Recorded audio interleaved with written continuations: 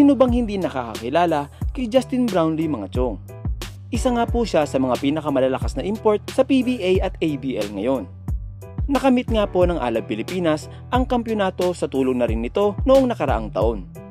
Ngayon nga ay nais na naman siyang kuhaing muli ng Alab Pilipinas para sa kanilang pangatlong import. Ang kaso nga ay tinanggihan nga ito at piniling pumirma sa Al Riyadi at maglaro sa Lebanon.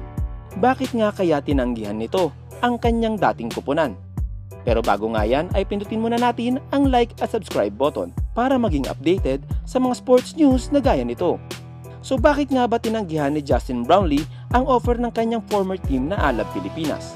Napakasimple lang yan dahil nga po ito sa commitment niya sa Barangay Ginebra. Malamang sa alamang ay ang contract nga nito sa Alab Pilipinas ay magko-conflict sa kanyang mother team na Ginebra this coming Commissioner's Cup. Kaya naman mas tinanggap nito ang napagkasunduang kontrata sa Al Riyadi na 1.5 buwan lamang. Ayon nga sa kanyang agent through spin.ph ay may basbas naman daw ng Ginebra ang kanyang panandaliang stint sa Lebanon. Sinisigurado nga po nito na si Justin Brownlee ay maglalaro sa Barangay Ginebra sa parating na 2 conferences ngayong taon. Tutulong nga po ito para madepensahan nga ang kanilang trono sa Commissioner's Cup. Subscribe na kayo mga chong para updated sa mga sports happenings.